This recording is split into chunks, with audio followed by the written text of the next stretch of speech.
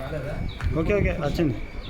ఈరోజు Telangana senior citizens association Vidyanagar Bhadradri Kothagudem జిల్లా వారి యొక్క ఆధ్వర్యంలో శ్రీ జ్యోతి అనాథ వృద్ధుల ఆశ్రమంలో మధ్యాహ్నం టైంలో ఈ కార్యక్రమాన్ని ఏర్పాటు చేసుకోవడం జరిగింది. దీనికి మూలమైనటువంటి కారణము మన శ్రేయోభిలాషులు ఎప్పుడు ఏ కార్యక్రమం చూసినా మనని ఎంకరేజ్ చేస్తూ మనని అభినందిస్తూ ఉన్నటువంటి మారపాక కుమార్ గారు, వారి యొక్క స్నేహితులు కామేశ్వరరావు గారు వారు రావాల్సి ఉండే, వారు కొంచెం వాళ్ళ పొద్దున వారి ఆరోగ్యం కొంచెం తేడా ఉండి వారు రాలేకపోయారు. సరే, అయినప్పటికీ మీరు ఉండండి, మేము వెళ్ళొస్తామని చెప్పని వారికి మనం మాట ఇచ్చి ఇక్కడికి రావడం జరిగింది. ఆ కుమార్ గారు ప్రతినిత్యం సింగరేణి పెన్షన్ గురించి కానివ్వండి, ఏ చిన్న సమస్య వచ్చినా ప్రతిరోజు వచ్చే మెసేజ్లు ఫస్ట్ చూసేది కుమార్ గారు అందరికీ. ఎందుకంటే మన పరిస్థితులన్నీ కూడా ఆయనకి చాలా అవగాహన ఉండి ప్రతి నిత్యం కూడా మనం ఏం చేస్తే బాగుంటుంది, ఏదో ఒక తపన పడుతూ ఉంటాడు.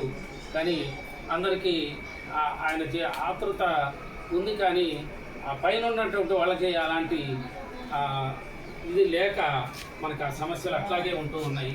అయినప్పటికీ కూడా ఈరోజు వారి యొక్క మనవరాలు కీర్తిశేషులు గంధవల్లి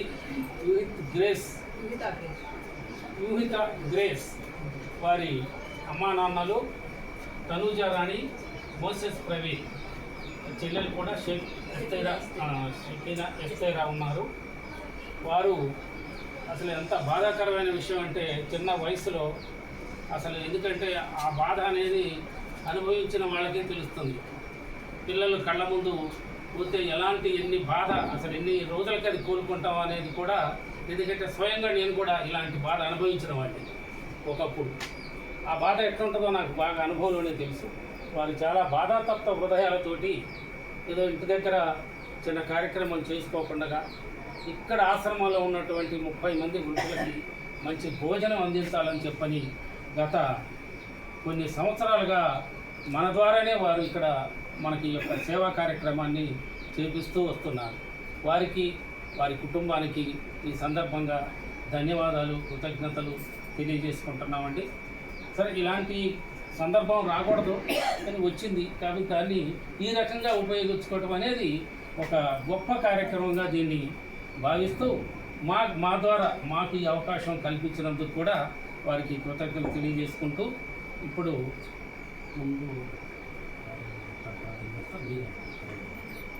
వారి అమ్మమ్మ గారు ఇక్కడ ఉన్నారు. వారి యొక్క పెన్షన్ అమ్మాయి గురించి అది గురించి మనకు పూర్తి విషయాలు తెలియదు కాబట్టి వారు మాట్లాడతారు. తర్వాత చిన్న ప్రార్థన కూడా ఉంటుంది. అయిన తర్వాత భోజన కార్యక్రమం మొదలుపెడతాం. ఇప్పుడు వారిని మాట్లాడవలసింది.